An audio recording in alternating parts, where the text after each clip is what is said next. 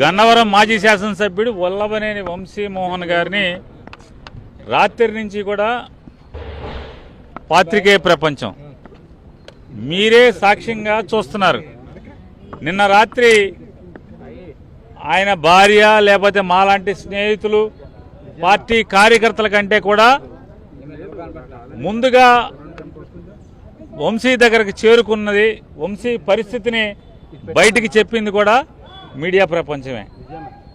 ఈరోజు కూడా ఇక్కడ హాస్పిటల్ దగ్గర జరిగిన తంతంతా కూడా మీరే చూశారు. నిన్న హాస్పిటల్లో రాత్రి 12ంటికి హాస్పిటల్లో 11:30-12ంటికి హాస్పిటల్లో అడ్మిట్ అయితే ఆ డాక్టర్ గారు నేను పొద్దున్నే అన్ని పారామీటర్స్ చూసి అప్పటికి తగ్గపోతే రిఫర్ చేస్తామని చెప్పినటువంటి డాక్టర్ ఉదయం 7 గంటలకే పోలీసు వారు మళ్ళీ వెళ్ళిపోయి నీకు బాగుంది రామని చెప్పని చేతులు పట్టుకుని ఈడ్చుకుని స్టేషన్కి తీసుకెళ్ళిపోయారు.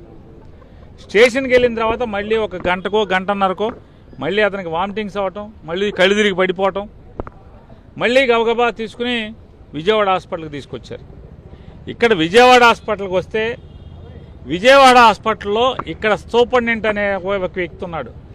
అతను బాగా మత్తు వైద్యం బాగా చేస్తా అంట. మొత్తం హాస్పిటల్ అంతా కూడా మత్తుతో పొడిగబెట్టి ఉంచాడు. ఆ సూపరింటెండెంట్ ఉద్యోగం ఏంటయ్యా అంటే హాస్పిటల్ మేనేజ్మెంట్ అంటే లోకేష్కి చెంచాగిరి చేయటం, చంద్రబాబుకి చెంచాగిరి చేయటం,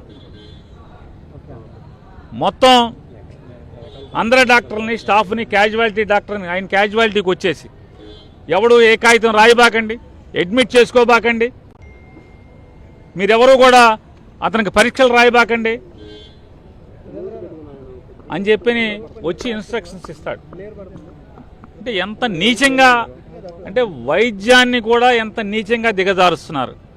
దాంట్లో పనిచేసేవాళ్ళు అంటే ఎంబీబీఎస్ చేరేప్పుడు ఆ పట్టా తీసుకునేప్పుడు మనుషుల్ని ప్రాణాలని కాపాడటమే నా పరమావధిగా బతుకుతానని చెప్పి ప్రమాణం చేసి వైద్య వృత్తి చేపట్టినటువంటి ఈ హాస్పిటల్ సూపరింటెండెంట్ మత్తు డాక్టరు ఎంత నీచంగా తను చేసిన ప్రమాణాన్ని చదువుకునేప్పుడు ఆ పట్టా పొందేప్పుడు చేసిన ప్రమాణాన్ని ఏ రకంగా తొంగలో తొక్కి తన దిక్కుమాలిన ఈ పోస్టింగ్ కోసం ఉద్యోగం కోసం ఏ రకంగా ప్రాణాల మీద ఇబ్బంది పడుతున్నటువంటి ఆక్సిజన్ అన్నకో లేకపోతే ఊపిరితిత్తులు ఆడకో ఇబ్బంది పడుతున్నటువంటి ఒక పేషెంట్ని ఈ రకంగా ఆయన చెప్తాడు. ఈ గవర్నమెంట్ హాస్పిటల్లో డాక్టర్లు కాగితం పెన్నులు లేదండి మా దగ్గర పెన్నులు ఇంక్ అయిపోయింది, బయట మీకు నీరసంగా కనపడుతుంది, నీరసం తగ్గటానికి బయట మెడికల్ షాప్లో ఓఆర్ఎస్ ఎలక్ట్రాల్ పౌడర్ అని దొరుకుద్ది, ఓఆర్ఎస్ పడి దారిలో జీప్ ఆపిచ్చి కొనుక్కుని వేసుకొని తాగండి సరిపోద్ది అని చెప్పి. అంటే విజయవాడ ఈ గవర్నమెంట్ హాస్పిటల్లో అంటే రాష్ట్ర రాజధానిలో ఉన్న ఈ హాస్పిటల్లో ప్రాణాల మీద ఒక మాజీ శాసనసభ్యుడిని ఇక్కడికి తీసుకొస్తే ఏంటయ్యా అంటే ఎలక్ట్రాల్ పౌడర్ దారిలో కొనుక్కోమండి. వీళ్ళ దిక్కుమాలిన బతుక్కి ఈ ప్రభుత్వానికి ఓఆర్ఎస్ ప్యాకెట్ కూడా ఇక్కడ లేదనమాట. కనీసం వాడు సప్లై చేయాలి కదా ఎదవా, ఓఆర్ఎస్ ప్యాకెట్ కొనుక్కోమని చెప్తాడు. ఇంత దిక్కుమాలినటువంటి దిగజార్చి ఈ హాస్పిటల్లో వైద్యం చేస్తున్న పరిస్థితి.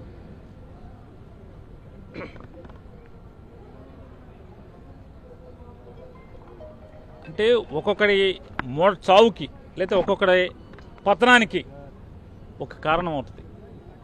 నాడు ఎన్టీ రామారావు పతనానికి వంగవీటి రంగా గారి మరణం కారణమైతే ఖచ్చితంగా వంశీకి ఏమన్నా అవనండి మీ కుట్రల వల్ల వంశీ మరణమే మీ ప్రభుత్వాన్ని బలికి పోతుంది, మీ బలి తీసుకుంటుందని కూడా మీకు హెచ్చరిక జారీ చేస్తూ ఎంత దౌర్భాగ్యులంటే వీళ్ళు ఒకడిని మాజీ మంత్రిని ఒకరిని అరెస్ట్ చేసి తీసుకొస్తే ఒక నేరం మీద ఆడికి ఏముందో తెలియదు మనకి. అతనికి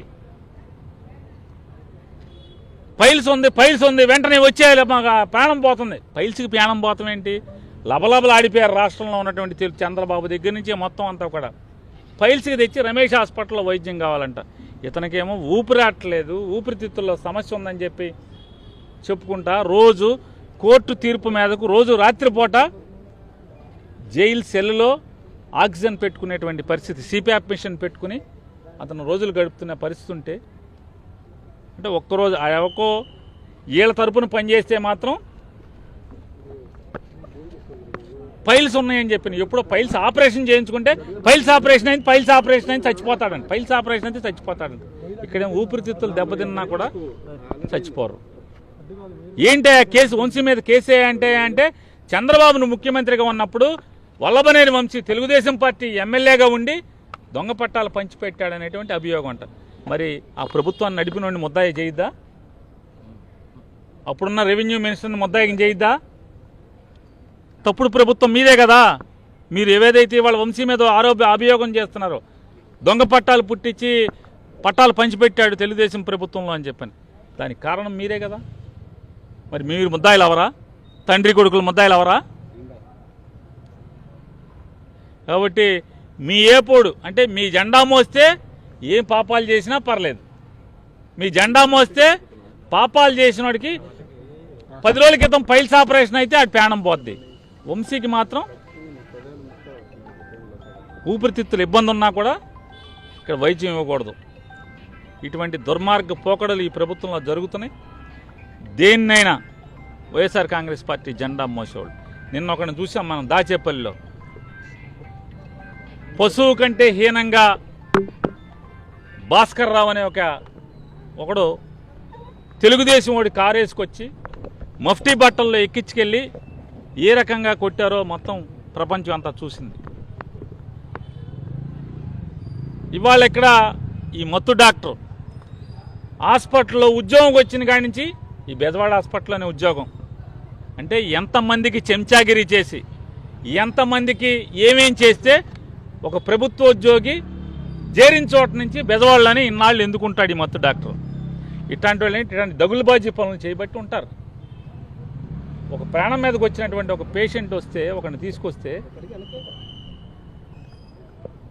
మరి బాధ్యత గలవాడు ఈ రకంగా దుర్మార్గంగా కిరాతకంగా రాజకీయాలు ఎవడో రాజకీయ కోసం ఎవడో మానసిక ఆనందం కోసం ఇట్లాంటి ఉద్యోగస్తులు అందరూ ఆ భాస్కర్రావు గారి కానీ లేదా ఈ మొత్తోడు కానీ ఖచ్చితంగా మీరు ఇంతకింతకి అనుభవించే రోజు మాత్రం వచ్చి తీరుతుందని భాస్కర్రావు గారికి చెప్తున్నా, ఈ మొత్తోడికి చెప్తున్నా.